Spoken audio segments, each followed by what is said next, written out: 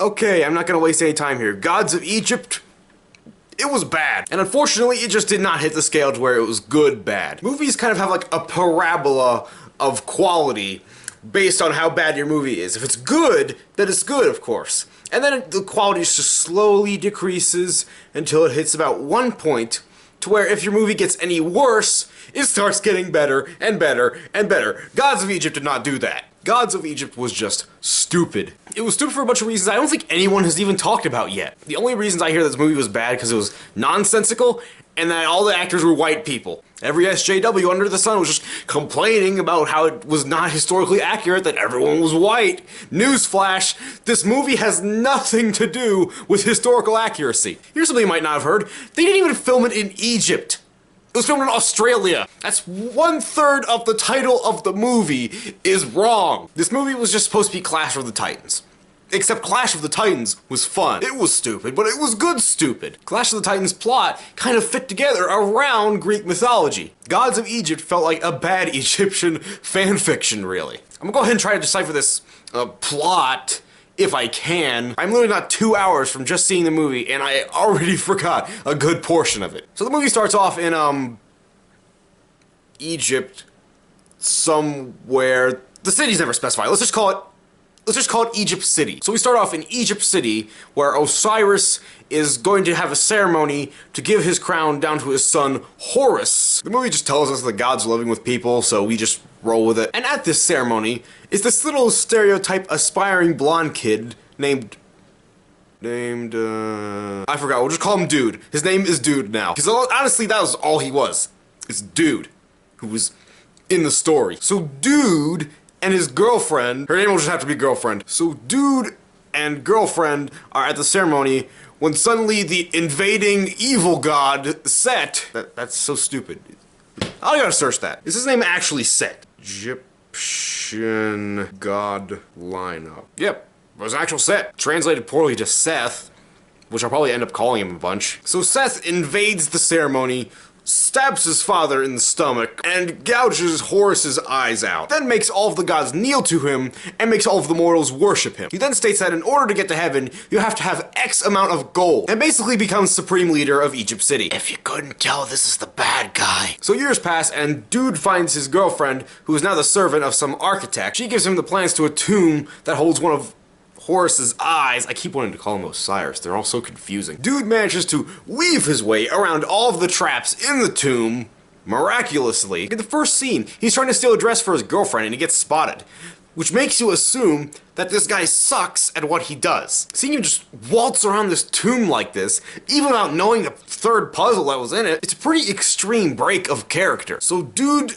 finds Horus's eye and attempts to escape Egypt City with his girlfriend, but his girlfriend gets shot in the boob with an arrow and dies immediately. Yeah, there's an entire subplot based around this race against time to save his girlfriend before she makes it to the gate of the afterlife, realizes she doesn't have enough gold, and just dies. But you can't help but just forget it at any point in the movie. So Dude finds Horus and gives him his eye back in exchange for the promise that he will help with his girlfriend. So in order to beat Set, they apparently have to kill the entire desert. And apparently the desert has the same weakness as the Death Star. There is literally a giant hole in the desert that's just like a bunch of fire in it. And the way to do it is you just like take the waters of creation and you pour it in that little fire, and the desert dies? So to get those waters of creation, they have to find Horus's grandfather, Ra, who is the father of all creation. Keep this in mind because it's going to become very important. So they're talking to Ra on his big old space boat, flying through the cosmos, and I am not joking with you. Without skipping a beat, the plot just suddenly has Ra fighting a giant space demon cloud worm on his boat to keep it from destroying all of Egypt. I wish I were making that up. Seriously, while he's talking to Horus and Dude, Ra just suddenly has to look behind him and say, "Hold on a second," and just starts shooting this giant space worm with his magical fire spear and just drives it away in the course of about 15 seconds. I was left speechless in my chair when I saw that. So, I don't know. Ra gives him the creation waters. They go back down to Earth and are on a waterfall. They get attacked by a bunch of CG bull knights. I'll go ahead and say this much. The CG in this movie was pretty good. I know that a lot of movies like these have problems with elitists keep saying, everything in this movie is so fake, you could easily tell how bad the CG was. But usually in big movies like these, CG kind of has to be good. I mean, we understand that there are not bipedal walking bulls in full armor walking around in society today, so we automatically know that that's fake, and then we automatically deduce that the CG is fake. It is really, really hard to prove that there are these crazy mythological creatures just up and walking around whenever they want. So the CG was kind of necessary, and I think it did alright. So they fight off the bull dudes or whatever, and now Set is going around collecting other parts of gods to, I don't know, give him some more inventory items. And in the next scene, it's the snake battle from the trailer. And despite having seen basically the entire thing from the trailer, it was okay. I mean, it's about as okay as any giant snake fight can be. But then this other chick shows up, who I have failed to mention because she was of no importance whatsoever, who can apparently command any dude, god, or animal to do whatever she wants, as long as they're not in love. Strange concept. And she basically tells the cold-blooded snake to warm itself up with its own fire breath. Where does common sense come in an order like that? I think the snake would be smart enough to survive, like, not burn itself to death. My shoulder kind of itches. I bet the Smith & Wesson will fix that. Who cares? Trailer snakes are dead. Our crew goes and finds the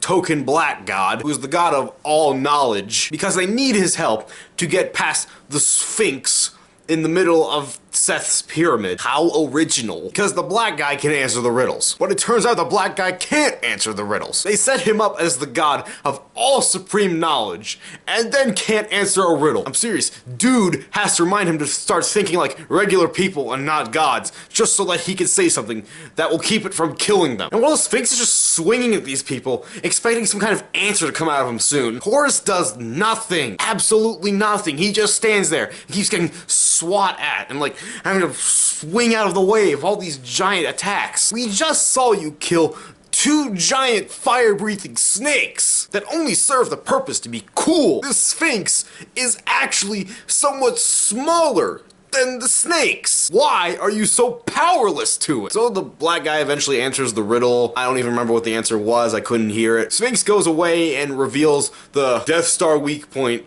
of the desert, but it's a trap. Like literally, a just metal cage comes out of the sand and captures Horus and the other lady god. And then Seth comes out of nowhere, takes the black guy by the back of the head, and literally pulls his brain out. Nah, it's okay. This movie's still PG-13 because apparently gods in Egypt, their organs are made out of glass. So Seth grabs the creation waters and dumps them out, making the entire segment pointless, and then just dumps the pyramid on them. So since they failed miserably, the lady god decides to give up her magical wristband that was protecting her from the demons of whatever, so that the dude's girlfriend could pay her way through the underworld should she need to. But in the end, it actually turns out she didn't need to. God Lady gave up her bracelet and got sucked into a little portal back where like a bunch of demons are for no reason. At least her character's gone. I have one less person to remember. So Seth goes back, takes Osiris's heart, token black guy's mind, and wings of the other lady he killed, morphs them into himself, and basically becomes the $6 million god. Okay, so let's get this straight.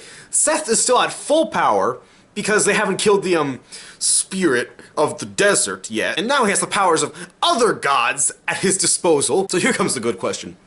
What can beat him? Normal Seth nearly straight up killed Horus. Now you gotta somehow explain that Horus will somehow beat Super Seth whenever the time is right for the movie to end. I don't buy it, but it gets better. Seth then goes up to Ra's ship. Then Ra says something like, "That was only a test, and you have not passed the test yet." And in order to pass the test, Seth has to take up Ra's old ship and basically pilot it for the rest of his life. So of course, Seth says, "I'm not gonna fight the giant cloud abomination for the rest of my life." Then he straight up kills Ra and takes his spear. Let's go ahead and recount what's happened so far. He's at full power because the Death Star weak point is still active. He has powers of 3 other gods, and now he has the ultimate end-all weapon to basically obliterate anything he wants. But no, Horus is still stronger because So Horus and Dude go back to Egypt City via a little chariot of birds. Like literally just 400 birds like hooked to this little metal thing.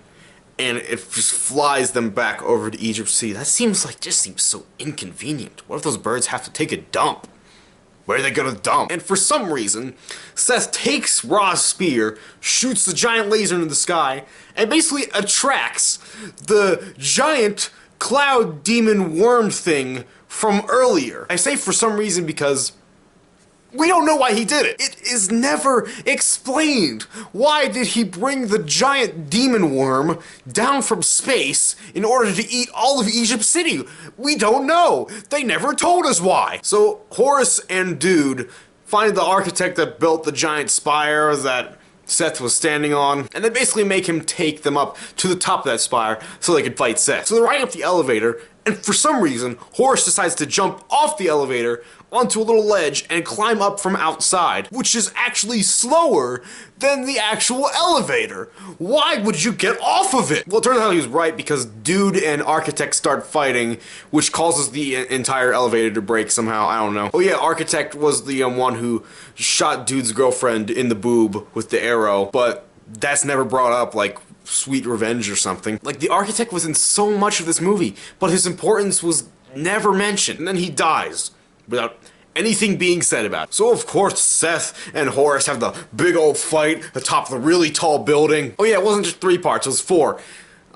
Seth also had infused to him the other eye of Horus into the middle of his forehead. Every single one of these things are completely pointless. The only thing that's really used that are from the other god parts are the wings. Like, Seth doesn't use any of the other parts to his ability. You don't see him using any bit of it. He's got the brain, but he's no smarter because of it. He's got the heart, but he's no mightier because of it. He has the freaking eye in his forehead, but he doesn't see better because of it. They literally put them on there to make him look cooler. This is the part of the movie that gets me the most.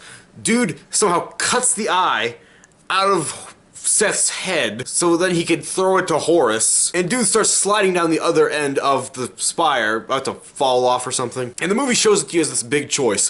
Which will Horus choose? The Dude or his eye? And of course, because good person movie logic, Horus goes after Dude. But at this point, Horus thinks his ability to fly comes from both of his eyes being in his head. If you can fly after having both of your eyes, why don't you go for your eye, put it back in, and while you're falling, you turn into your flying form and go save Dude. I mean, it turns out it wasn't just both of his eyes that caused him to fly, it was just his own goodwill, something stupid like that. But that was his mindset. If he had both of his eyes, he'd just fly and go save Dude. Everyone in this movie is so stupid. So of course, Horus kills Seth, saves Egypt City. He gives Ra's spear back to Ra because apparently doing that brings him back to life. And Ra could shoot at the giant demon worm thing one last time before the movie ends. Because to be honest, I really wish the movie just ended there. So Dude died after the encounter just from his own wounds. So you start getting this mindset going, yeah, now Dude and girlfriend can enjoy the afterlife together. Wrong! Horus asks Ra to bring both of them back to life, and he does. Just like that. So Horus is now the king of all of Egypt, including Egypt City. Dude and girlfriend are happily alive. All of Egypt City is incredibly beautiful, despite being attacked by the giant demon cloud worm. I swear, the movie just forgot that there was a giant demon cloud worm about the size of frickin' Mount Everest, just swirling through really slowly, gonna eat the whole city. No, we got brother gods battling it out on top of giant buildings and whatnot. Who cares? The movie ends, everyone waves goodbye to each other, saying, see you at the sequel. Oh wait, and I didn't bother to check if there was an after credits scene. And despite everything being so terrible in this movie, you really have to see it. It will be the best 4 out of 10 you have ever seen in your life. Yes, this is still a 4 out of 10 to me. I didn't think it was too terrible. It was bad, definitely, but there were a bunch of critics just slamming the movie, like destroying it. 1 out of 10, 1 out of 10, 1 out of 10. It was bad, but if you try hard enough, you can enjoy it still. And that is all I have to say about it. I'm gonna go to bed, and I'm gonna forget everything that happened in this movie. Thank you all so much for watching. If you enjoyed this video, please leave a like to let me know. And as always, subscribe, because I'm going to be making a lot more videos in the future. I'd love to see you in those comments. Goodbye.